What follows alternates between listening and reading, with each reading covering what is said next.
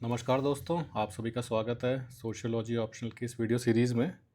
और आज हम बात करेंगे यूनिट 2 की और यूनिट 2 के पहले टॉपिक की, जो कि है science, scientific method and critic. तो चलिए शुरू करते हैं। तो सबसे पहले साइंस देख लेते हैं क्या है। जो पहली चीज़ है हमारी science. Science refers to the systematic application of empirical methods, rigorous data analysis, theoretical formulation and logical evaluation of arguments aimed at constructing an organized and verifiable body of knowledge pertaining to a specific domain। ठीक है, अभी काफ़ी लंबी चौड़ी ये definition है, तो इसको थोड़ा एक एक करके देखते हैं। सबसे पहले क्या कहा, साइंस रेफर्स टू सिस्टमैटिक। तो सबसे पहले चीज़ है सिस्टम होना चाहिए, तरीके से systematic application of empirical methods. पहले भी हमने जैसे बात करी ना, एम्पेरिकल क्या होता है, based on facts and figures, verifiable data. बात हवा में नहीं होनी चाहिए, एम्पेरिकल फैक्ट्स एंड फिगर्स लाओ। रिगरस डेटा एनालिसिस, अब ये जो आपके पास एम्पेरिकल मेथड से जो एम्पेरिकल डेटा आया है उसका आप डेटा एनालिसिस करो, उस पर बेस्ड कंक्लूजन्स निकालो, और उन कंक्लूजन से आपकी एक थ्योरी बनेगी, थ्योरेटिकल फॉर्मुलेशन, लॉजिकल इवोल्यूशन, कि भाई डेटा के हिसाब से तो ऐसा हो रहा है। जो भी आपका डेटा मतलब आपको कंक्लूजन निकाल के दे रहा है। Logical evaluation of arguments aimed at constructing an organised and verifiable body of knowledge. ठीक है, ऑर्गेनाइज्ड एंड वेरीफाइबल। ऑर्गेनाइज मतलब एक सिस्टमेटिक तरीके से स्ट्रक्चर होना चाहिए उसमें। दूसरा वेरीफाइबल, वेरीफाइबल मतलब जिसको प्रूव किया जा सके एक्सपेरिमेंट्स के थ्रू, वो हवा में कही हुई बात नहीं है, वेरीफाइबल है। Pertaining to a specific domain, मतलब किसी स्पेसिफिक सब्जेक्ट या किसी स्पेसिफिक टॉपिक को लेकर ही ये बात की जाएगी, साइंटिफिक जो बात है। ऐसे नहीं किसी भी जनरल बात को लेकर है।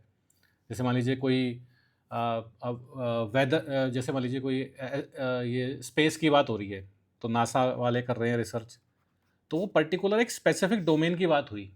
कंप्यूटर साइंस में कोई रिसर्च हो रही है, एआई में कोई रिसर्च हो रही है, तो एक पर्टिकुलर स्पेसिफिक डोमेन की बात हुई, जेनरिक रिसर्च नहीं है वो।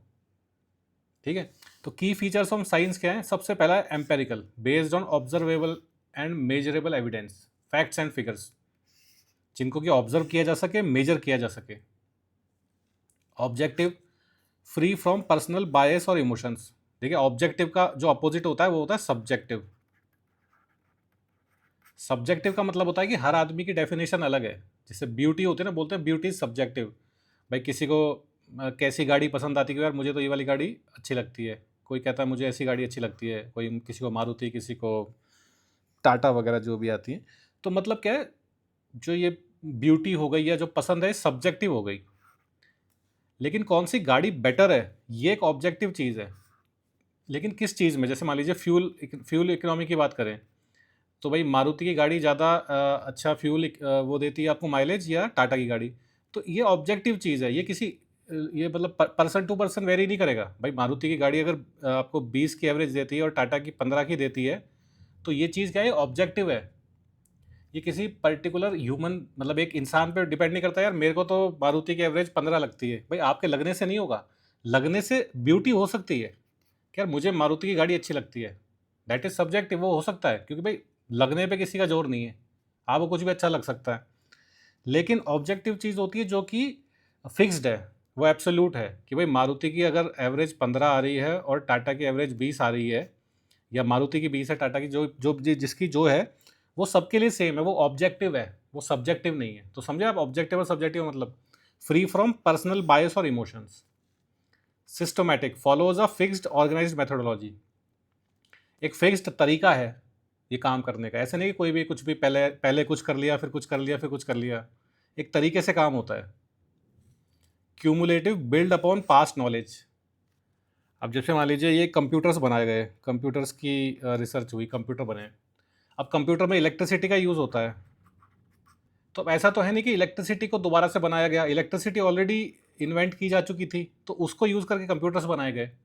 तो builds upon past knowledge, cumulative है, पहले जो चीज़ इन्वेंट कर ली गई है उसको बोलते हैं डोंट री इन्वेंट द व्हील। ऑलरेडी जो चीज़ हमारे पास है उसको यूज़ करके फिर हम आगे उस पर काम करेंगे। जैसे मान लीजिए इंटरनेट बना, तो इंटरनेट के ऊपर ही तो हमारे ये सोशल मीडिया के जितने भी ऐप्स हैं, फेसबुक हो गया, व्हाट्सएप हो गया, इंस्टाग्राम हो गया, ये सब उस इंटरनेट के ऊपर ही तो बने। तो इंटरनेट क्या हो गई, पास्ट नॉलेज हो गई, और नई नॉलेज, नया जो चीज़ बनी है उस पर क्या हो गया, सोशल मीडिया हो गया।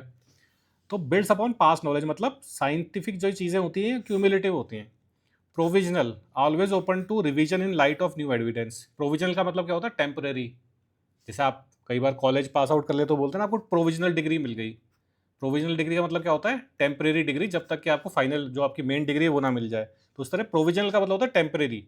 तो हर चीज़ साइंस में टेम्परेरी होती है कि जब तक कि कोई नया एविडेंस ना आ जाए पुरानी चीज़ को गलत साबित करने के लिए। जैसे सोलर सिस्टम में पहले हम 9 प्लैनेट्स बोलते थे, आजकल इन्होंने प्लूटो को हटा दिया है, तो हम 8 प्लैनेट्स ही गिनते हैं आजकल।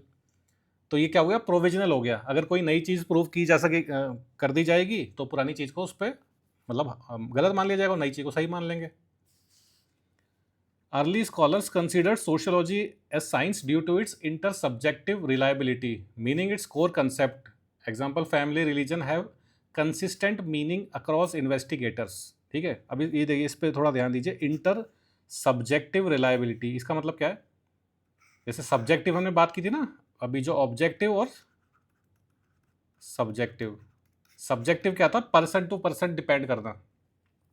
अब सोशियोलॉजी में जब ये सोशियोलॉजी बनी, तो इसमें क्या थी? इंटर सब्जेक्ट रिलायबिलिटी थी। मतलब कि इसके जो कोर कंसेप्ट है, जैसे कि फैमिली, रिलीजन, जो जो सोशियोलॉजी में मेन चीज़ें हैं, लॉ लॉ हो गया आपका, एजुकेशन हो गई, सोशल फैक्ट्स हो गए, आइडिया, जितने भी सोशियोलॉजिकल कंसेप्ट्स हैं ना, वो सब इंटर सब्जेक्टिव रिलायबिलिटी है, मतलब उनका मीनिंग सेम रहता है। जैसे फैमिली है, अब कोई उस पर रिसर्च कर रहा है, तो कोई सोशियोलॉजी की रिसर्च करे, चाहे वो हिस्ट्री पढ़े, चाहे वो एंथ्रोपोलॉजी पढ़े, चाहे कोई भी सब्जेक्ट पढ़े, फैमिली का मतलब फैमिली ही रहेगा। फैमिली को जैसे हम बोलते हैं ना भाई, जिसमें रिलेटेड लोग रहते हैं आपस में, वो ब्लड रिलेशंस हैं उनके, तो एक घर में वो रहते हैं, तो एक फैमिली हो गई। तो वो किसी भी सब्जेक्ट में उसका मीनिंग सेम है। ऐसे नहीं कि सोशियोलॉजी में फैमिली का मतलब कुछ होता है और एंथ्रोपोलॉजी में फैमिली का मतलब कुछ होता है। इसी तरह रिलीजन है, रिलीजन का मतलब भी इंटर सब्जेक्ट बाकी सब्जेक्ट्स में और सोशियोलॉजी में सेम है। तो इससे क्या होता है? कंसिस्टेंट मीनिंग मिलता है। तो सोशियोलॉजिकल कंसेप्ट को दूसरे सब्जेक्ट्स में भी यूज़ किया जा सकता है, क्योंकि जो बेसिक कोर कंसेप्ट हैं उनका मीनिंग सेम रहता है। तो क्या है? इंटर सब्जेक्टिव रिलायबिलिटी है। Emile Durkheim emphasise that the meaning of social facts remain stable regardless of who studies them. जैसे हमने बात की ना, तो ये सब family, religion, law, education, money, और ये जितनी भी चीज़ें, म्यूजिक, कल्चर, ये सब क्या है? ये सोशल फैक्ट्स हैं। ठीक है, तो ये इनका जो मीनिंग है ये स्टेबल रहता है, सेम रहता है। तो इससे क्या होता है? सोशियोलॉजी को दूसरे सब्जेक्ट्स और में भी एक्सेप्टेंस मिलती है। तो उसके क्या हो जाते हैं? उसके जो लॉज है, उसकी थ्योरीज होती है, वो यूनिवर्सल हो जाती हैं बाकी साइंसेस की तरह। Sociology was seen to possess a high degree of objectivity in studying social phenomena. High degree of objectivity का मतलब ने जैसे देखा ना कि सब्जेक्टिव मीनिंग नहीं होना चाहिए, पर्सनल बायस से चीज़ अलग होनी चाहिए। कि ऐसा नहीं होना चाहिए कि भाई, जैसे मान लीजिए साइंटिफिक कोई चीज़ ले लेते हैं, जैसे एक्सीलरेशन ड्यू टू ग्रेविटी बोलते हैं 9.8 मीटर पर सेकंड स्क्वायर। अब ये कोई कहे कि यार मेरे को तो 10 लगती है, कोई कहे मुझे 5 लगती है, कोई कहे 6 लगती है, क्या ये हो सकता है? नहीं हो सकता, क्योंकि ये चीज़ क्या हो जाएगी? सब्जेक्टिव हो जाएगी। साइंटिफिक फैक्ट्स जो होते हैं वो ऑब्जेक्टिव होते हैं, वो सबके लिए सेम रहते हैं। आपके आपके किसी पर्सनल व्यूज़ से, ओपिनियन से उस पर कोई फ़र्क नहीं पड़ता। वही जो क्वालिटी है ऑब्जेक्टिविटी की, ये सोशियोलॉजी में भी होती है। लेकिन सोशियोलॉजी क्या स्टडी करती है? सोसाइटी को, सोशल सोशल फिनोमिना को, सोशल चीज़ों को, क्योंकि नाम ही सोशियोलॉजी है। तो जितनी भी सोशियोलॉजी की स्टडी है, सोसाइटी की, सोशल फिनोमिना की, इसमें भी हाई डिग्री ऑफ ऑब्जेक्टिविटी रहती है। मतलब कि ये जो भी चीज़ इसमें थ्योरीज बनती हैं, कंसेप्ट्स बनते हैं, वो ऐसा नहीं है कि पर्सन टू पर्सन चेंज हो जाते हैं, वो भी कांस्टेंट होते हैं अदर साइंसेस की तरह। जैसे मैथमेटिक्स फार्मूला है कोई, तो वो सबके लिए सेम है। जैसे कोई भी फार्मूला जो ये डिफरेंशिएशन, इंटीग्रेशन, ये सब जो भी मैथमेटिकल चीज़ें हैं, ये हर हर हर आदमी के लिए सेम है। Max Weber argued that objectivity is achievable through methodological tools like Verstehen and ideal types. ठीक है, तो मैक्स वेबर काफ़ी फेमस ये सोशोलॉजिस्ट थे। तो इन्होंने कहा ऑब्जेक्टिविटी को हम अचीव कर सकते हैं सोशोलॉजी में, क्योंकि देखिए ऑब्जेक्टिविटी जो है ये साइंस की बहुत बड़ी क्वालिटी है, होनी चाहिए। वरना फिर वो सब्जेक्टिव हो जाए तो वो फिर प्योर साइंस नहीं रहती, क्योंकि फिर मीनिंग जो है, उसका जो कंसेप्ट का मीनिंग है, वो पर्सन टू पर्सन चेंज होने लग जाएगा। तो उन्होंने कहा वर्स्टीन उनका जो मेथड था, इंटरप्रेटिव अंडरस्टैंडिंग, मतलब कि मतलब देखिए इंटरप्रेटिव अंडरस्टैंडिंग का मतलब क्या हो गया? हर इंसान जो एक्शन कर रहा है वो अपने किसी पर्सनल रीजन से कर रहा है। आप उसके मतलब कहते हैं ना उसके नज़रिए से देखिए कि वो ऐसा क्यों कर रहा है। कोई आदमी कुछ काम कर रहा है या 2-3 लोग अलग-अलग कुछ काम कर रहे हैं, जैसे कोई जॉब कर रहे हैं 3 लोग, तो तीनों के अलग-अलग रीज़न्स हो सकते हैं वो जॉब करने के, ठीक है? तो वर्स्टीन मेथड से उन्होंने कहा हम ऑब्जेक्टिविटी अचीव कर सकते हैं कि उनके सबके रीज़न्स अलग-अलग हैं, लेकिन हम इंटरप्रेटिव अंडरस्टैंडिंग कर सकते हैं, ऑब्जेक्टिव। और आइडियल टाइप्स भी वही चीज़ होती है। आइडियल टाइप का कंसेप्ट हम बाद में पढ़ेंगे। आइडियल टाइप्स का मोटा मोटा मतलब ये होता है कि हर जितने भी सोशल फैक्ट्स हैं, जैसे ये रिलीजन हो गया, साइंस हो गया, ब्यूरोक्रेसी हो गई, इन सब का एक आइडियल मतलब परफेक्ट वो बनाया जाता है कि भाई ब्यूरोक्रेसी में ऐसा ऐसा होता है। ज़रूरी नहीं है कि जहाँ भी दुनिया में ब्यूरोक्रेसी हो बिल्कुल वो आइडियल टाइप्स के जैसा हो, लेकिन आइडियल टाइप मतलब एक परफेक्ट टाइप चीज़ होती है कि भाई ब्यूरोक्रेसी ऐसी होनी चाहिए। इसका ये यूनिट 4 में आएगा तब इसको और अच्छी डिटेल में पढ़ेंगे, अभी इस पे ज़्यादा ध्यान देने की जरूरत नहीं है। मेन चीज़ तो हमें ध्यान देना है इस पे, ऑब्जेक्टिविटी पे। Sociology is also fundamentally empirical, relying on observation and evidence rather than speculation, ठीक है? तो अब साइंटिफिक होने के लिए दूसरी चीज़ क्या चाहिए ऑब्जेक्टिविटी के बाद? एम्पेरिकल होना। एम्पेरिकल का मतलब फैक्ट्स, फिगर्स और डेटा पे बेस्ड होना। Observation and evidence rather than speculation, मतलब कहते हैं ना कि तुक्के नहीं मारना कि यार ऐसा हो सकता है, वैसा हो सकता है, मुझे ऐसा लग रहा है, तुझे ऐसा लग रहा है। एक्चुअल जो मतलब आप डेटा लेके आइए, एविडेंस लेके आइए, प्रूफ करिए, तब बात होगी, वो बोलता है एम्पेरिकल। तो सोशियोलॉजी में भी एम्पेरिकल क्वालिटी है। Sociology is also fundamentally empirical because it relies on observation and evidence rather than speculation. It was soon realized that sociology cannot be modeled entirely on the lines of natural sciences due to several practical limitations. अब धीरे धीरे, पहले तो बड़ा, जब sociology subject बना तो बड़ी बड़ी जब नई चीज़ें होती हैं तो बड़ा उत्साह होता है लोगों में कि हम सोशोलॉजी को भी जो नेचुरल साइंसेज हैं, बाकी फिजिक्स, केमिस्ट्री और ये सब जितनी भी चीज़ें हैं, इनके जैसा बनाएंगे। लेकिन देखिए सोशोलॉजी क्योंकि डील किससे करता है? सोसाइटी से, और सोसाइटी किनसे बनती है? इंसानों से बनती है। और हर इंसान का जो इंटरप्रिटेशन है, उसका दिमाग है, वो अलग होता है। तो इसलिए मतलब सोशोलॉजी प्योरली नेचुरल साइंसेज के जैसी नहीं बन सकती। Sociology can not be modelled entirely on the lines of natural sciences due to several practical limitations. और क्या क्या वो लिमिटेशंस आती हैं वो देखेंगे बाद में, लेकिन ये सब लिमिटेशंस, ये प्रॉब्लम्स क्यों आती है? क्योंकि सोशोलॉजी किसको स्टडी करती है? सोसाइटी को। और सोसाइटी बनती है ह्यूमन से, और ह्यूमंस के अंदर होता है माइंड, जो कि सबका अलग अलग होता है। इस वजह से कोई कुछ सोचता है, कोई कुछ सोचता है, आप कुछ सोचते हैं, मैं कुछ सोचता हूँ, ठीक है? Major challenges include difficulty in being fully empirical, inductive, universally applicable and in testing results reliably, ठीक है? तो मेजर चैलेंजेस क्या हैं? अब जैसे हमने पहले बात तो की थी कि भाई सोशियोलॉजी फंडामेंटली एम्पेरिकल है यहाँ पे, है ना? सोशियोलॉजी फंडामेंटली एम्पेरिकल, लेकिन फुल्ली एम्पेरिकल नहीं है, क्योंकि बहुत सारे सोशियोलॉजिकल कंसेप्ट होते हैं जिनको आप कैसे एम्पेरिकली टेस्ट करेंगे? कुछ में तो हो जाता है, जैसे डरकाइम ने सुसाइड की स्टडी करी थी तो उन्होंने एम्पेरिकल डेटा निकाला था, लेकिन बाकी जैसे चीज़ें हैं उनमें आप कैसे कर पाएंगे? जैसे सोशल फैक्ट्स होते हैं, अब जैसे डॉरी है, ये एक चीज़ होती है, क्या ये सही है या गलत है? अब इसको आप एम्पेरिकली कैसे बताएंगे? भाई जिनके पास पैसा है उनके लिए तो ठीक है, भाई किसी के पास अच्छा पैसा था, उसने डॉरी दे दी तो उसके लिए तो सही हुई, किसी के लिए गलत हुई। और इसमें एम्पेरिकल डेटा आप लेके कैसे आएंगे? तो सामाजिक चीज़ें जितनी हैं उनका हम एम्पेरिकल डेटा और उनका इंटरप्रिटेशन कैसे करेंगे? ठीक है? यूनिवर्सली एप्लीकेबल भी नहीं होगा, क्योंकि क्यों? समाज अलग अलग होता है। इंडिया का समाज अलग है, यूएसए का समाज अलग है, पाकिस्तान का समाज अलग है। इवन इंडिया के अंदर साउथ स्टेट्स जो है, तमिलनाडु या कर्नाटका, उनका जो सोसाइटी है वो अलग है। नॉर्थ के स्टेट है, पंजाब, आपका राजस्थान, उत्तर प्रदेश, इनका समाज सोसाइटी अलग है। तो यूनिवर्सल एप्लीकेबल नहीं हुआ ना वो। साइंस के जो नेचुरल साइंस के सब्जेक्ट्स हैं, फिजिक्स हो गया, केमिस्ट्री हो गया, इनके जो लॉज हैं, जैसे न्यूटन के जो 3 लॉ हैं उसमें फिजिक्स में, वो पूरे वर्ल्ड में हर जगह अप्लाई होते हैं। लेकिन सोशोलॉजी की में ऐसा नहीं हो सकता। Unlike natural sciences, controlled experimentation is rarely possible in sociology due to complexity of human behaviour.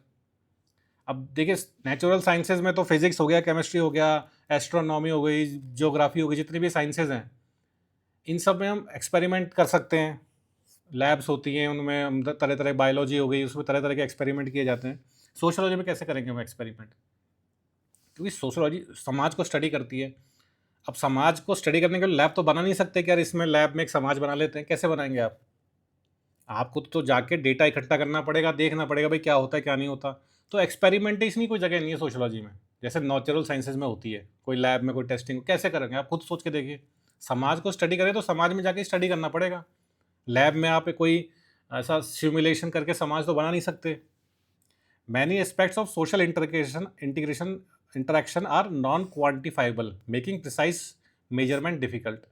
तो जो सोशल इंटरेक्शन होता है, लोग आपस में इंटरेक्ट करते हैं सोसाइटी में, वो नॉन क्वांटिफाइबल होता है। मतलब क्वांटिफाइबल का मतलब जिसको मतलब एक फैक्ट्स और फिगर्स में बता दिया जाए, उसकी क्वांटिटी बताई जाए, उसके मतलब वैल्यूज बताई जा सके, भाई इतनी वैल्यू आ रही है, इतनी रीडिंग आ रही है। जैसे साइंस में एक्सपेरिमेंट करते हैं तो हर चीज़ की एक वैल्यू आती है ना, रीडिंग आती है, भाई क्या डेटा आया। ऐसा इंटरेक्ट मतलब कैसे आप करेंगे? जैसे मान लीजिए कोई दो दोस्त हैं, वो एक दोस्त दूसरे के लिए कुछ कर रहा है। अब वो क्यों कर रहा है, वो कर रहा है, ये सब जो बातें हैं ना, ये बड़ी वैसी हैं जो अंडरस्टैंड करने वाली। ये साइंस की तरह नहीं है जिसमें आप इनकी वैल्यूज निकालें। ठीक है। Achieving complete objectivity is problematic. अब देखिए जो हमने बात की थी ना, ऑब्जेक्टिविटी का मतलब क्या हुआ कि person to person meaning change नहीं होना चाहिए, वो सब्जेक्टिव हो जाता है। लेकिन सोशोलॉजी जब स्टडी सोसाइटी को कर रही है और सोसाइटी किस ह्यूमन से बनती है, तो पर्सन टू पर्सन तो मीनिंग चेंज होगा ही ना। जब आप ये एक समाज स्टडी करेंगे या दूसरा समाज स्टडी करेंगे, sociology deals with human minds and subjective meanings. तो एक समाज में कुछ हो रहा है, एक समाज में कुछ हो रहा है। इवन एक ही समाज में, एक ही जगह, जैसे आप कोचिंग क्लास पढ़ रहे हैं, अब एक ही जगह कोई बच्चा तो बेचारा गांव से आया है, उसके घर वालों ने बड़ी मुश्किल से पैसे इकट्ठे करके भेजे, तो वो मन लगा के पढ़ रहा है। कोई शहर का बच्चा, उसके घर पे बहुत पैसा है, तो वो उतना नहीं मन लगा के पढ़ रहा। तो एक ही जगह देखिए, जो जो मोटिव है काम करने का वो चेंज हो गया, क्योंकि कंडीशंस चेंज हो गई, ह्यूमन माइंड चेंज हो गया। तो अब इसमें ऑब्जेक्टिविटी कैसे लेके आएंगे हम? क्योंकि ह्यूमन माइंड सब्जेक्टिव है, सबके कंडीशंस अलग होती हैं, सबके हालात अलग होते हैं। और सोशोलॉजी स्टडी करती है सोसाइटी को, सोसाइटी मिलकर बनती है ह्यूमन से। तो ऑब्जेक्टिविटी कैसे लेके आएंगे हम? ये तो सोशोलॉजी तो सब्जेक्टिव ही होगी। हाउएवर सम स्कॉलर्स, अब देखिए इसमें ये है ना कि फिर अब आप बोलोगे यार पहले तो बोला था कि ऑब्जेक्टिव होती है सोशोलॉजी, आप कह रहे हो नहीं होती। मतलब ये डिबेट चलती है सोशोलॉजी में, हमेशा ऐसा होता है, कुछ भी चीज़ ऐसी नहीं कि ऐसी है। ऑब्जेक्टिव भी है, सब्जेक्टिव भी है, तो एक डिबेट चलती है कि क्या है ऑब्जेक्टिव, क्या नहीं है, सब मतलब इस तरह से। However, some scholars argue that even natural sciences face issue like vagueness, unpredictability and limited testability. अब कुछ स्कॉलर्स ये कहते हैं कि यार आपने सोशोलॉजी में तो इतनी कमियां निकाल दी कि ये ऑब्जेक्टिव नहीं हो सकती, ये बातें हैं। लेकिन नेचुरल साइंस का भी तो यही हाल है, उनमें वेगनेस होती है, अनप्रिडिक्टेबिलिटी होती है, लिमिटेड टेस्टेबिलिटी होती है। अब वेगनेस का मतलब क्या हुआ?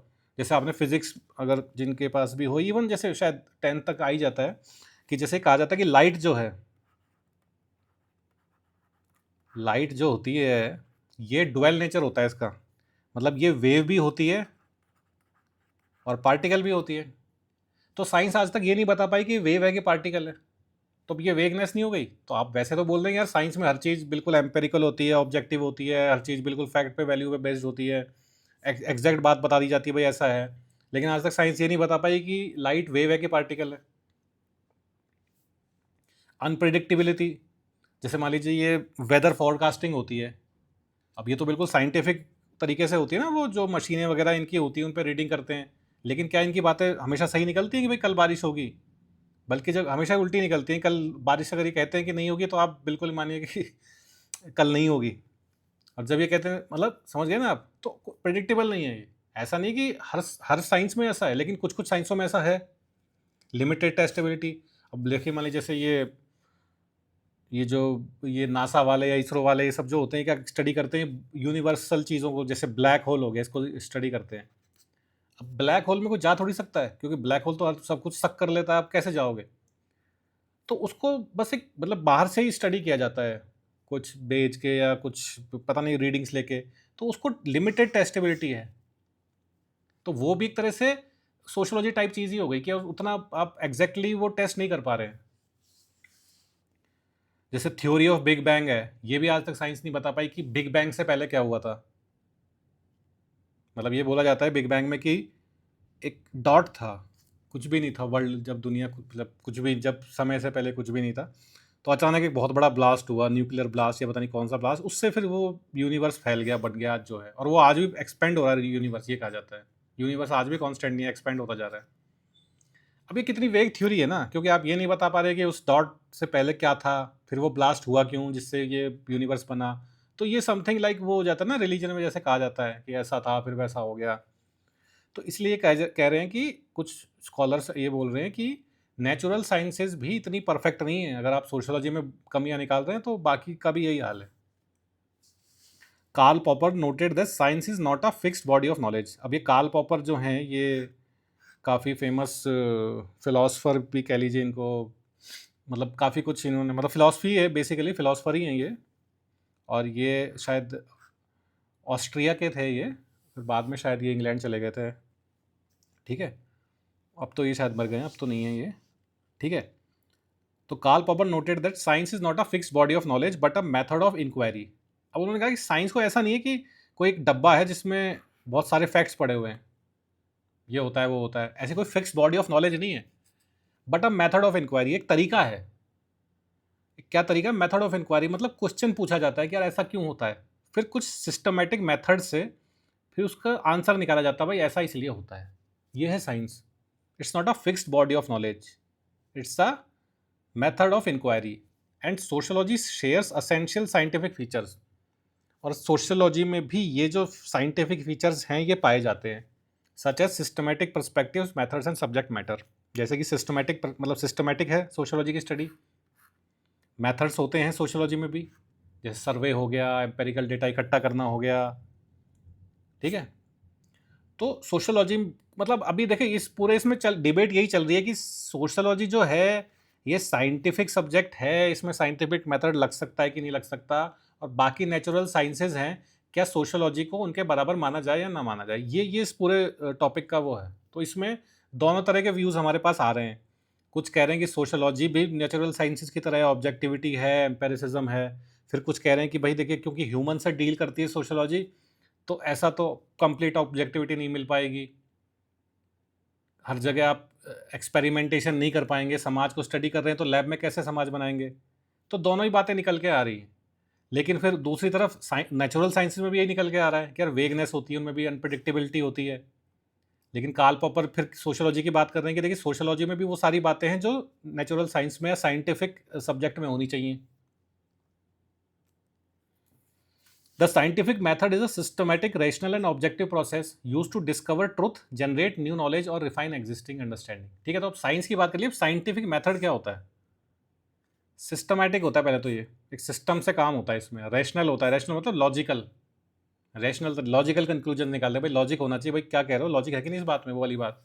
एंड ऑब्जेक्टिव, ऑब्जेक्टिव हमने देखा ना, सब्जेक्टिव का उल्टा, सब्जेक्टिव मतलब हर इंसान अलग अलग बता रहा है उसका मतलब, मेरे हिसाब से तो ऐसा है। ऑब्जेक्टिव मतलब सबके लिए वो चीज़ सेम है।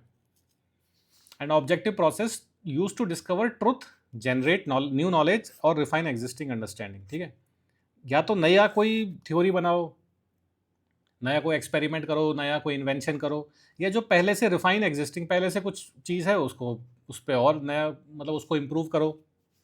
ये साइंटिफिक मेथड है, और उसका फीचर्स क्या है? It's systematic, rational and objective.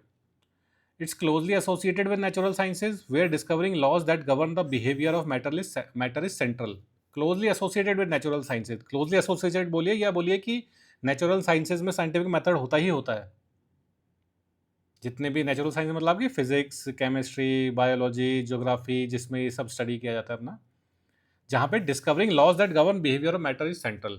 Matter ही तो हो गया ना, केमिस्ट्री में आप ये स्टडी करते हैं अपना एटम्स, मॉलिक्यूल्स, केमिकल फार्मूलाज, है ना। फिजिक्स में अपना ये डे टू डे जो ग्रेविटी, ये सब, तो जो मैटर है ना पूरा, इसको हम स्टडी करते हैं और उसके फिर जो लॉज बनाते हैं, भाई ऐसा होता है फिर ऐसा होता है। ठीक है, तो ये सब साइंटिफिक मेथड से होता है। The process typically involves steps like problem definition, hypothesis formulation, testing and analysis.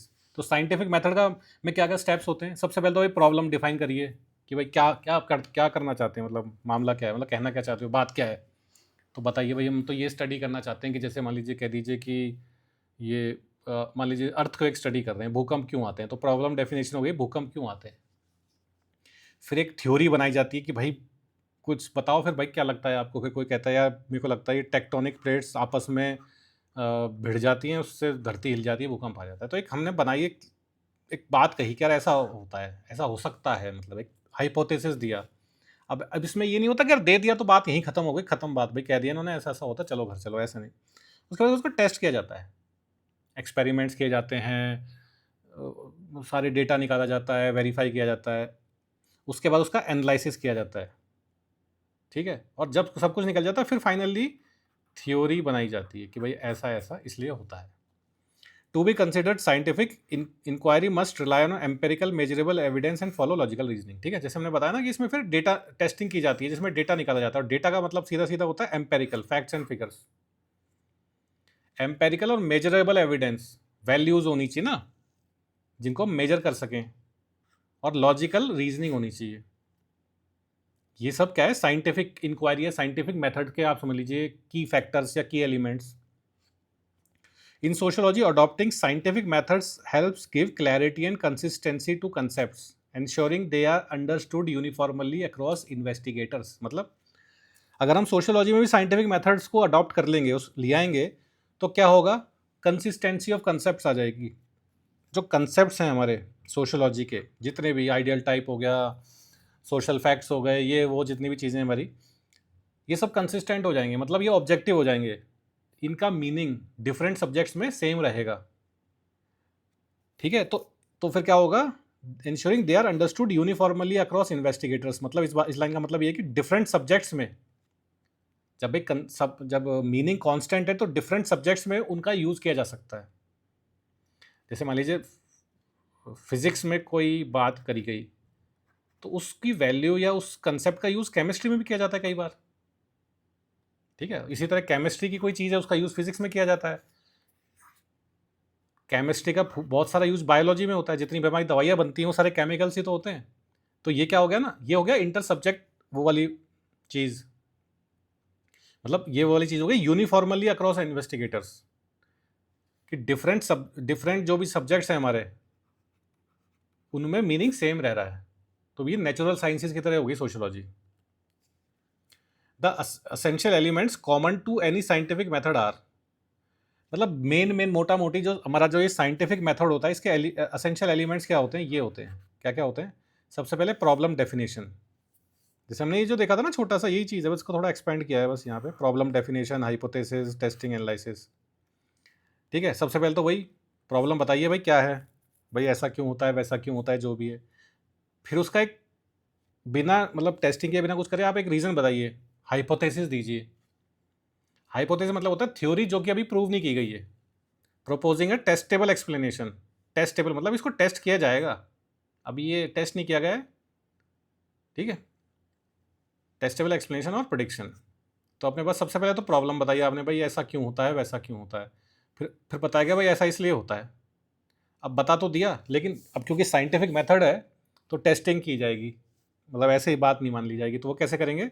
Research design and methodology, choosing appropriate tools and techniques to conduct the study. अब फिर पहले वो करा जाएगा भाई रिसर्च कैसे की जाए, उसकी मेथोडोलॉजी क्या होनी चाहिए। तो फिर भाई कहेंगे कहीं पे कि यार ये वाला एक्सपेरिमेंट करके देखो, वो वाली रिजल्ट्स लेके आओ, या लैब में ऐसा ऐसा करो। ठीक है, अप्रोप्रिएट टूल्स टेक्निक्स क्या करें। फिर ये सब करने के बाद ये सब डिसाइड हो गया भाई कैसे करना है, तो उसके बाद फिर डेटा कलेक्ट किया जाएगा, वो एक्सपेरिमेंट्स रन किए जाएंगे, उनसे वैल्यूज़ निकाली जाएंगी, उन वैल्यूज़ को नोट किया जाएगा।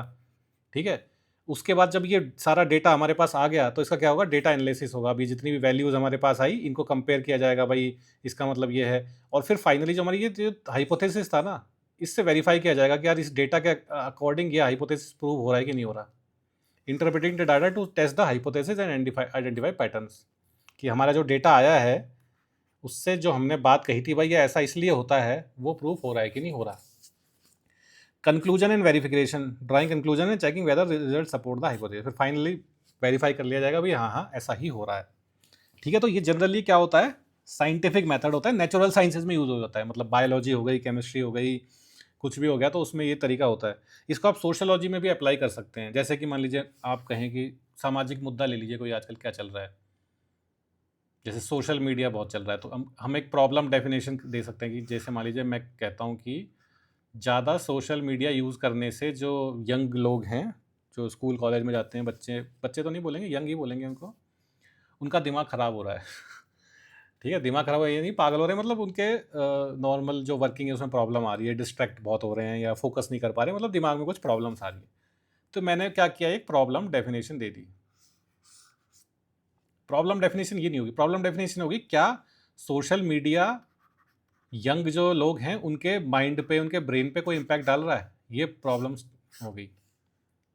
अब हाइपोथेसिस मैं ये दूंगा, क्योंकि सोशल मीडिया बहुत ज़्यादा डिस्ट्रैक्टिंग होता है, इस वजह से कंसंट्रेशन पावर जो है लोगों की, जो बहुत ज़्यादा सोशल मीडिया यूज करते हैं, वो काफ़ी कम हो जाती है, इसलिए वो क्लियरली लॉजिकली थिंक नहीं कर पाते, तो अल्टीमेटली उनका ब्रेन उतना सही फंक्शन नहीं कर पाता जो एक नॉन सोशल मीडिया यूज़र का है। तो ये मैंने हाइपोथेसिस दे दिया। अब उसके बाद रिसर्च डिज़ाइन एंड मेथोलॉजी, कि यार ये बात तो कह दी, तो फिर अब कैसे रिसर्च करें इसका, तो हम अप्रोप्रिएट टूल्स देखेंगे यार क्या किया जा सकता है। तो फिर ऐसा सोचेंगे कि यार चलो ऐसा करते हैं कि एक सर्वे करते हैं, 1000 यंग जो लोग हैं उनसे जाके पूछते हैं कि भाई आप कितनी देर सोशल मीडिया यूज़ करते हैं, और आपकी कंसंट्रेशन पावर पहले कैसी थी, अब यूज़ करने के बाद कैसी। तो मतलब सारा हम सर्वे करेंगे, उसके बाद क्या करेंगे, डेटा कलेक्शन सारा इकट्ठा करेंगे। भाई किसी ने बताया मैं 3 घंटे यूज़ करता हूँ, मेरी कंसंट्रेशन पावर तो ठीक है भाई, चलो। किसी ने कहा मैं 10 घंटे यूज़ करता हूँ, मेरा तो बिल्कुल मतलब एक जगह फोकस होता ही नहीं है। तो सारा हमारा डेटा आ गया। उसके बाद क्या करेंगे, इस सारे डेटा का एनालिसिस करेंगे कि क्या जो हाइपोथेसिस दिया गया था कि भाई ज़्यादा सोशल मीडिया यूज़ करने से दिमाग की फंक्शनिंग पर फ़र्क पड़ता है, क्या ये सही साबित हो रहा है इस डेटा के अकॉर्डिंग। ठीक है, ये एनालिसिस किया जाएगा। उसके बाद अगर सब सही सही निकला तो फिर फाइनली कंक्लूजन एंड वेरिफिकेशन, कि हाँ भाई ये बिल्कुल बात सही थी। तो अब देखिए, हमने ये जो साइंटिफिक मेथड था, ये हमने एक सोशलॉजिकल, क्योंकि ये जो बात है कि सोशल मीडिया का ब्रेन पे इफेक्ट, अब ये कोई नेचुरल साइंस का टॉपिक नहीं है, ये किसका टॉपिक है, ये सोशलॉजी का टॉपिक है। तो इस सोशलॉजी के टॉपिक, इस सोशलॉजी के कंसेप्ट पे हमने साइंटिफिक मेथड लगा दिया। तो हम कह सकते हैं ना कि सोशलॉजी भी नेचुरल साइंसेज की तरह साइंटिफिक मेथड को फॉलो करती है। The scientific method gained popularity in 19th century sociology as early sociologists sought to model the discipline of natural sciences। ठीक है, तो जब नई नई बनी थी, अगस्त कॉम्टे ने बनाई थी और ये सब चल रहा था, नया ज़माना आया था, तो जितने भी अर्ली सोशलॉजिस्ट सबने कहा कि भाई नई साइंस बनी है, अब तो जो आजकल तरीका चल रहा है नेचुरल साइंसेज का, साइंटिफिक मेथड वाला, उसी के बेसिस पे हम इस सब्जेक्ट को आगे बढ़ाएंगे। However, critics later argued that the scientific methods are ill-suited for sociology as it studies conscious human beings, not passive matter। वही जो हमने पहले बात पढ़ी थी कि भाई धीरे धीरे पता पड़ने लगा कि भाई सोशलॉजी में ये नेचुरल साइंसेज वाले तो नहीं चल पाएंगे। भाई क्यों नहीं चल पाएंगे, क्योंकि नेचुरल साइंसेज किसको स्टडी करती है, जैसे मान लीजिए केमिस्ट्री लीजिए, वो किसको स्टडी करती है, एटम्स, मॉलिक्यूल्स और ये सब। अब भाई एटम जो है, कार्बन का एटम है जैसे मान लीजिए, या मॉलिक्यूल जो भी होता है, वो अमेरिका में भी वही सेम कार्बन का एटम मॉलिक्यूल है, और वो इंडिया में भी सेम है। तो जो ये अपनी नेचुरल साइंसेज हो गई, ये क्या हो गई, ऑब्जेक्टिव हो गई, यूनिवर्सल हो गई। तो इनका जो कंक्लूजन, इनकी थ्योरी में कोई चेंज नहीं आएगा, हर जगह यूनिवर्सल रहेंगी, अमेरिका हो, पाकिस्तान हो, इंडिया हो। ठीक है ना, जैसे अब कोई चीज़ मोबाइल अमेरिका में बनता है तो वो इंडिया में भी चल जाता है ना। क्यों चलता है, क्योंकि ये जो जितनी साइंटिफिक चीज़ें हैं, ये सब यूनिवर्सल हैं, वो लॉज हैं, सब यूनिवर्सल हैं। लेकिन सोशलॉजी तो ह्यूमन बींग्स को स्टडी करती है, सोसाइटी को स्टडी करती है, और वो कॉन्शियस है, सबका दिमाग अलग अलग तरह से काम करता है, कोई कुछ सोचता है, कोई कुछ सोचता है। भाई सारे एटम एक जैसे ही होते हैं ना, अलग अलग थोड़ी उनकी कोई सोच होती है। इसलिए केमिस्ट्री की जो थ्योरीज हैं वो सब यूनिवर्सल हैं, कांस्टेंट हैं। लेकिन सोशलॉजी में ऐसा नहीं हो सकता, क्योंकि सब इंसानों का दिमाग अलग अलग सोच रहा है।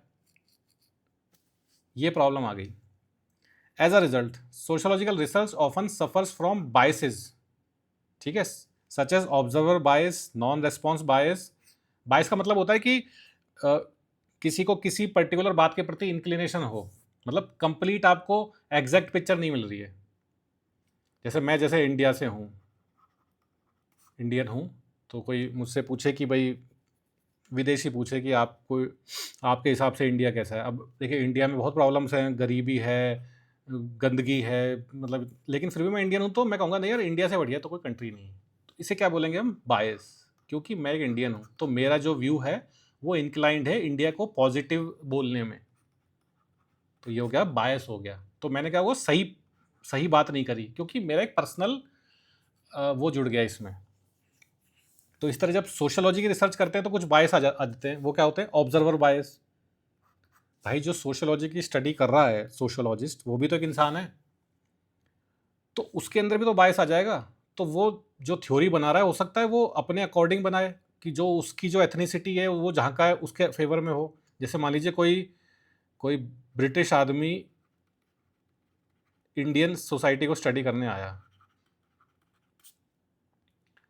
अब क्योंकि वो ब्रिटेन का है और उसको इंडिया से कोई ज़्यादा प्यार नहीं, और जैसे ज़्यादातर ऐसा सेंटीमेंट है ना कि वहाँ के लोग इंडिया को कोई ऐसे ही मानते हैं, गरीब देश है ये वो, अनपढ़ गंवारों का देश है। तो जितनी भी यहाँ की सामाजिक बुराइयां हैं उसको वो बढ़ा चढ़ा के दिखाएगा। मतलब कोई छोटी सी बात भी है तो वो सोशोलॉजिस्ट ऐसा दिखाएगा, अरे देखिए इंडियन समाज में तो इतनी बड़ी बुराइयां हैं। ठीक है, तो ये क्या हो गया, ऑब्जर्वर बायस हो गया कि जो सोशोलॉजी की रिसर्च करने वाला था उसी के दिमाग में प्रॉब्लम है, क्योंकि वो बाहर का है तो वो अभी उसको ऑब्जेक्टिवली नहीं कर रहा, उसको सब्जेक्टिव उसमें अपना टच दे रहा है। समझे आप? फिर नॉन रेस्पॉन्स बायस, मतलब अब ये तो बात हो गई सोशोलॉजिस्ट की जो सर्वे कर रहा है या थ्योरी बना रहा है। अब जिनसे सर्वे कर रहे हो तो किनसे आप पूछ रहे हो, वो भी सही जवाब, मतलब वो रेस्पॉन्स ही ना दें आपको। ठीक है, जैसे मान लीजिए ज़्यादातर क्या होता है, जैसे इलेक्शन के बाद आप इलेक्शन के टाइम पूछते हैं ना लोगों से, माइक लेके जाते हैं, भाई आप किस पार्टी को वोट देंगे, तो ज़्यादातर लोग बोलते हैं नहीं नहीं हम तो दे देंगे, हमें नहीं पता। वो क्यों बोला जाता है? यार कहीं को कोई सुन ले और कोई दूसरी पार्टी का आदमी मुझे आके पीट जाए तो मतलब कुछ भी हो सकता है ना। तो नॉन रेस्पॉन्स बायस, वो आपको कोई रेस्पॉन्स ही नहीं देंगे तो फिर आपका सर्वे का डाटा कहाँ से आएगा? सर्वे आपका पॉसिबल ही नहीं हुआ। उसके बाद सोशल डिज़ायरेबिलिटी बायस, जैसे आप सर्वे कर रहे हैं तो कोई नया कोई पूछे आप किसी से, कोई स्टूडेंट पढ़ रहा है कि भाई आपकी जब ये सरकारी नौकरी लग जाएगी तो आप क्या दहेज लोगे? तो वो कहेगा नहीं साहब कैसी बात कर रहे हो, आपका दिमाग खराब है, मेरे जैसा पढ़ा लिखा आदमी क्यों दहेज लेगा? लेकिन जब एक्चुअली शादी होगी तो वो ले लेगा। क्यों? क्योंकि सोशल डिज़ायरेबिलिटी बायस है कि भाई आपके सामने वो बुरा नहीं दिखना चाहता जब आप सर्वे कर रहे हो। यार वो मुंह पे बोल दे अरे साहब कैसी बात कर रहे हो, बिल्कुल लूंगा, इतनी पढ़ाई लिखाई ऐसी थोड़ी करी है, तो एकदम से उसकी इमेज खराब हो जाएगी ना आपके सामने, आपकी नज़रों में, तो वो कुछ ऐसी बात बोलेगा कि नहीं नहीं साहब बिल्कुल नहीं लेंगे, लेकिन वो अल्टीमेटली ले लेगा। तो ये क्या हो गया, सोशल डिजायरेबिलिटी बायस, कि जो आप जिसका सर्वे कर रहे हो आपको सही बात नहीं बता रहा, क्योंकि उससे उसको लग रहा है कि मेरी इमेज खराब हो जाएगी या जो भी है, मतलब मेरे को सही तरीके से आप नहीं देखोगे। तो सोशियोलॉजी की रिसर्च में ये सब बायसेस आ जाते हैं। साइंस में, नेचुरल साइंसेस में ये सब नहीं आते, क्योंकि एटम्स को दहेज लेना भी नहीं होता ना देना होता है, वो तो मैटर है, वो लिविंग चीज़ें नहीं है ना। इवन जैसे बायोलॉजी में भी हम लिविंग चीज़ें स्टडी करते हैं, लेकिन वो हम थोड़ा जैसे बायोलॉजी में क्या स्टडी करते हैं, वो सब केमिस्ट्री या साइंस के पॉइंट ऑफ व्यू से स्टडी करते हैं। जैसे लीवर किस तरह फंक्शन कर रहा है, अब लीवर में कोई दिमाग तो होता नहीं है ना, लीवर भी एक मशीन की तरह है, वो ऐसे काम करता है। इसी तरह किडनीज हैं, शरीर में जो भी चीज़ें होती हैं। The traditional criteria for scientific status include inter subjective reliability, objectivity, quantifiability and universal testability. ठीक है, अब किसी भी चीज़ को साइंटिफिक बोलने के लिए क्या क्या होना चाहिए? इंटर सब्जेक्टिव रिलायबिलिटी, जैसे हमने इसको पहले देख लिया, वही चीज़ है सेम, कि भाई वो जो उसका जो मतलब मीनिंग है वो सेम रहना चाहिए। कंसेप्ट जो हैं जो इसमें हैं सोशियोलॉजी में, या चलो सोशियोलॉजी की बात नहीं कर रहे, जनरल बात कर रहे हैं, किसी भी सब्जेक्ट को साइंटिफिक होने के लिए ये चार चीज़ें चाहिए। तो उसके जो कंसेप्ट हैं वो बाकी मतलब यूनिवर्सल होने चाहिए। इंटर सब्जेक्टिव रिलायबिलिटी, बाकी सब्जेक्ट्स में भी वो यूज़ किए जा सकें। ऑब्जेक्टिव होने चाहिए, सब्जेक्टिव नहीं होने चाहिए। ऑब्जेक्टिव मतलब आपको अच्छी तरह समझ में आ गया होगा। वैल्यू फ्रीडम, ठीक है ना, किसी पर्टिकुलर जो भी रिसर्च कर रहा है या जो भी कर रहा है उसकी पर्टिकुलर उसमें कोई, जैसे भी देखा ना, बायस नहीं होना चाहिए कि यार उसने ऐसा कर दिया। अब जैसे फिजिक्स में कोई रिसर्च चल रही है तो वो कोई अमेरिकन उसको रिसर्च जो कर रहा है चाहे इंडियन कर रहा है, वो वैल्यू तो सेम ही रहेगी। क्वांटिफाइबल मतलब कि हर डेटा जो है वो सारा क्वांटि मतलब एग्जैक्ट फैक्ट्स एंड फिगर्स में डेटा आना चाहिए उसका। यूनिवर्सल टेस्टेबिलिटी मतलब अमेरिका में अगर वो कोई जैसे थ्योरी बनाई है तो अमेरिका में चल रही है तो इंडिया में भी चलनी चाहिए। ऐसा नहीं हो कि वहाँ तो चलती है यहाँ ऐसा नहीं होता। Unlike natural sciences, sociology is less focused on empirical certainty and more on methodological rigour and interpretive understanding. ठीक है, तो नेचुरल साइंसेज तो ज़्यादातर एम्पेरिकल सर्टेनिटी पे फोकस करती हैं कि भाई फैक्ट्स एंड फिगर्स लाओ और आगे बढ़ो। सोशियोलॉजी, लेकिन हमने जैसे देख लिया ना कितनी प्रॉब्लम्स हैं, ये तरह के 10 तरह के बायस हैं, फिर ह्यूमंस हैं, उनका दिमाग सबके अलग अलग हैं। तो इसलिए सोशियोलॉजी एम्पेरिकल उस पर ज़्यादा फोकस कर भी नहीं सकती, क्योंकि हर सोशियोलॉजी में जो रिसर्च करेंगे उसका डेटा हम एम्पेरिकल कहाँ से लाएंगे? ठीक है ना, तो अगर कुछ जैसे रिलीजन का मान लीजिए स्टडी कर रहे हैं, तो रिलीजन समाज पे किस तरह असर डालता है, अब इसको एम्पेरिकल कैसे करें? भाई रिलीजन से समाज में बुराइयाँ ज़्यादा मतलब नेगेटिव इफेक्ट ज़्यादा आते हैं कि पॉजिटिव इफेक्ट ज़्यादा आते हैं, तो इसका एम्पिरिकल डाटा निकालना बड़ा मुश्किल हो जाएगा। ना ही हम कोई इस पे लैब में एक्सपेरिमेंट्स कर सकते हैं, रिलीजन बनाएं फिर लोग बनाएं, ठीक है। तो इसलिए सोशोलॉजी में ज़्यादातर क्या यूज़ किया जाता है, इंटरप्रेटिव अंडरस्टैंडिंग, कि लोगों के नज़रिए से देख के उनकी क्या सोच है, उस नज़रिए से देख के से समझा जाता है कि भाई ये इसलिए ऐसा कर रहा है। और मेथड मतलब मेथड्स पे ज़्यादा ध्यान दिया जाता है कि आप किस तरह से रिसर्च कर रहे हैं, डेटा इकट्ठा कर रहे हैं, क्या कर रहे हैं, ठीक है। अब ये थोड़ा साइंटिफिक मेथड को सोशोलॉजी में यूज़ करने का क्रिटिसिज्म भी देख लेते हैं कि क्यों नहीं करना चाहिए, ठीक है। और जनरल मतलब साइंटिफिक मेथड का भी क्रिटिसिज्म क्या है। तो illusion of complete objectivity, the scientific method assumes value free neutral observation, ठीक है। अब साइंटिफिक मेथड तो बिल्कुल कहता है ना कि ऑब्जेक्टिव बात होनी चाहिए, वैल्यू फ्री होनी चाहिए और न्यूट्रल होनी चाहिए। लेकिन हमने जैसे देखा ना, बहुत तरह के बायस आ जाते हैं, सब्जेक्टिव ओपिनियन आ जाती है। Max Weber argued that value relevance in social research, recognizing that a researcher's cultural background and personal values influence topic selection and interpretation, ठीक है। तो वैल्यू रेलिवेंस होता है कि भाई जो रिसर्च कर रहा है वो कहाँ का है, उसका कल्चर क्या है, तो उसका जो पर्सनल बायस है वो उसमें आ जाएगा। लेकिन नेचुरल साइंसेज में ऐसा नहीं होता। जैसे जैसे 1950s तक, मतलब ये अमेरिका में जितने भी ज़्यादातर फिलोसफर्स हैं, इंटेलेक्चुअल, मतलब ऐसा नहीं सब सारे, मतलब ज़्यादातर एक जनरल धारणा थी कि जो ये अफ्रीकन अमेरिकन होते हैं, जो मतलब ब्लैक्स जिनको बोला जाता है, जो बेसिकली अफ्रीका से एज स्लेव्स अमेरिका में लाए गए थे, कि ये सब ह्यूमंस होते हैं, मतलब ये इंसान ही नहीं होते और इनमें ज़्यादा दिमाग नहीं होता, इसलिए ये गरीब रहते हैं और ये नशा पत्ता करते हैं और सामाजिक बुराइयां फैलाते हैं। लेकिन अब ये तो बात हुई ना, क्योंकि जो ये जितने भी ये रिसर्च कर रहे थे, ये ज़्यादातर वाइट पीपल होते थे, तो इनका आप देखें बायस आ गया। ये क्यों उनको अच्छा बोलेंगे, क्योंकि इनको ये भी तो छुपाना है ना कि इनको हम पे हमने कितना अत्याचार किया था इन पे, इनको स्लेव्स की तरह हम यहाँ अमेरिका में लाके हमने इनको साथ बिल्कुल जानवरों जैसा व्यवहार किया था।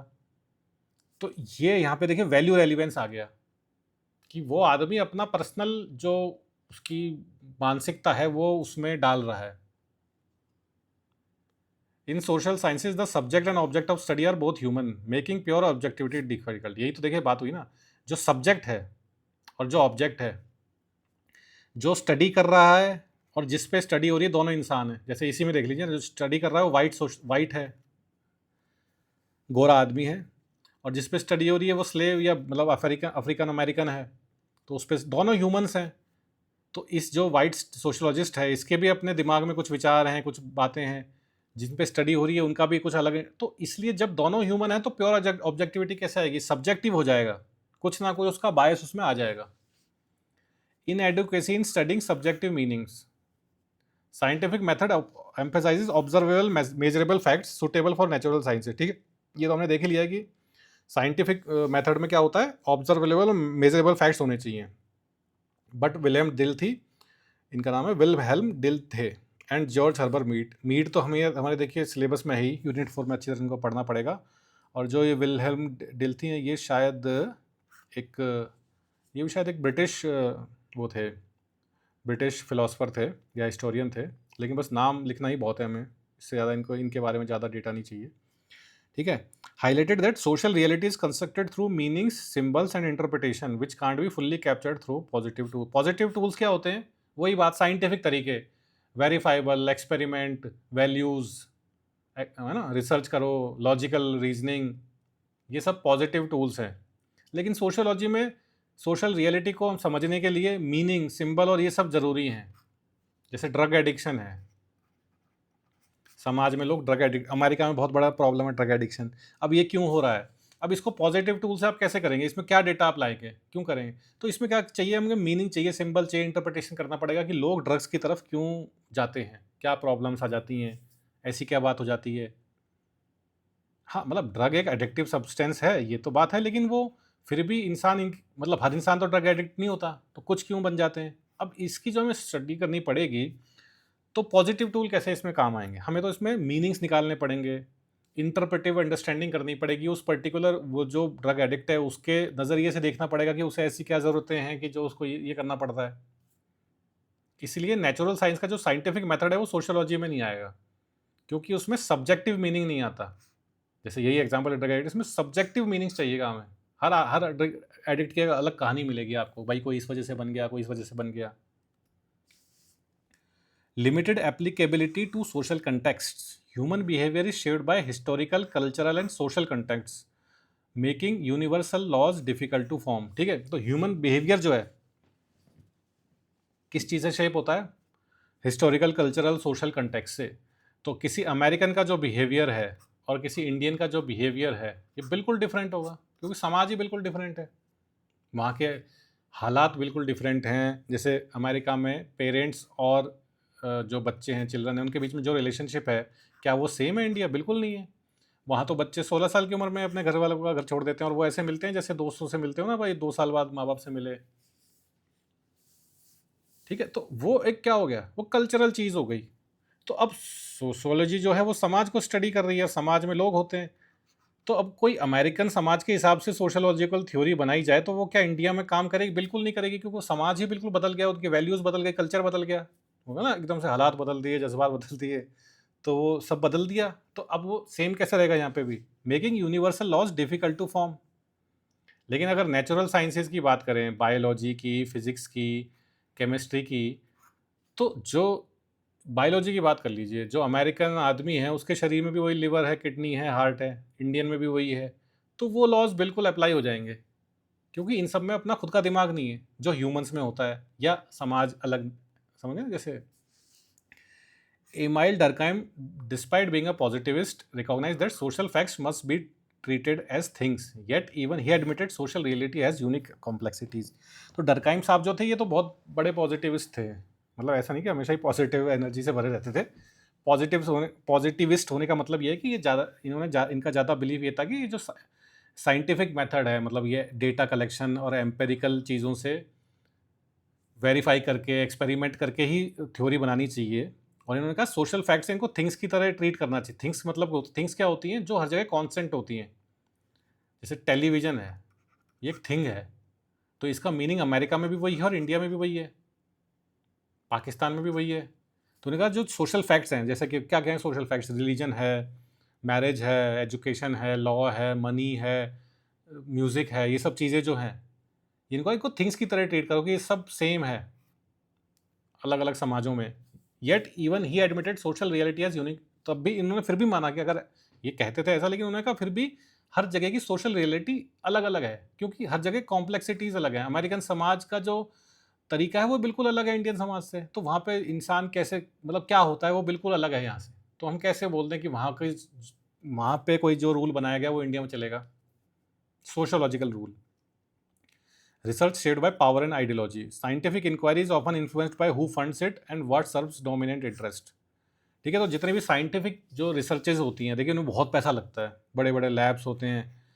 ठीक है, तो उनमें एक्सपेरिमेंट्स किए जाते हैं, फिर ये इनको जो पैसा भी अच्छा मिलता है, ये जितने अपने ये रिसर्च करते हैं, तो उसमें बहुत पैसे की ज़रूरत पड़ती है। और ज़्यादातर जो बड़े कंपनीज होती हैं या जो देश होते हैं, मतलब वो सब फंडिंग करते हैं। अब जाहिर सी बात है, जो पैसा लगाएगा उसके मतलब की ही बात की जाएगी। तो research shed by power and ideology is influenced by who funds it and what serves dominant interest. जैसे 1950s से 60s तक अमेरिका में ये कहा जाता था कि सिगरेट पीजिए। जैसे अपने यहाँ पे ऐड आता था ना कि संडे हो या मंडे रोज़ खाएं अंडे, तो उसमें वहाँ पे चलता था कि भाई संडे हो या मंडे रोज़ पिए 2 सिगरेट, 2 क्या, 1 डब्बा पी लीजिए सिगरेट का। क्यों? क्योंकि ये सारी जो उसमें ये भी कहा जाता था कि डॉक्टर्स ऐसा कहते हैं।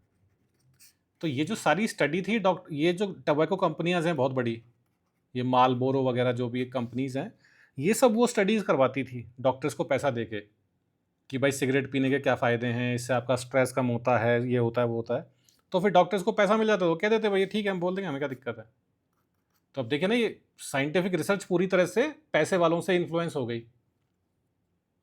इसी तरह जैसे शुगर इंडस्ट्री है, अभी जितने भी हम ये चीज़ें खाते हैं जिनमें ज़्यादातर जैसे बिस्किट्स हो गए आपका, ये और जितनी भी चीज़ें हैं मीठी जो चीज़ें हैं बेसिकली, कोल्ड ड्रिंक्स हो गई, ये सब बच्चों के लिए बहुत हानिकारक हैं। लेकिन फिर भी इनको ओपनली नहीं बोला जाता, कोई डॉक्टर नहीं बोलता, क्योंकि जितनी भी कंपनीज हैं उसमें पैसा लगाती हैं कि आप ऐसा ना बोलें, इनको अच्छा ही बताएं। तो ये सारी जो साइंटिफिक रिसर्च है ये पैसे से और पावर से इन्फ्लुएंस हो जाती है। माइकल फोकॉल्ट, ये एक फ्रेंच हिस्टोरियन फिलोसफर हैं, तो बस लेकिन नाम ही याद नहीं चलता, इतना नाम लिख दीजिए बहुत है। Critiqued science as being tied to power knowledge system, science is not neutral but often reinforces dominant ideologies. ठीक है, वही जो हमने बात करी कि साइंस भी कोई, क्योंकि इंसान भी तो रिसर्च करते हैं नेचुरल साइंसेस का भी, तो भाई पैसे का और पावर का डर सबको होता है, डर सबको लगता है, गला सबका सूखता है। Ethical blind spots, the scientific methods does not automatically ensure ethical responsibility. देखिए एथिक्स की बात कई बार आ जाती है, क्योंकि अब साइंटिफिक जब ये एक्सपेरिमेंट्स करते हैं तो भाई एक्सपेरिमेंट्स तो फिर ह्यूमंस पे ही किए जाएंगे।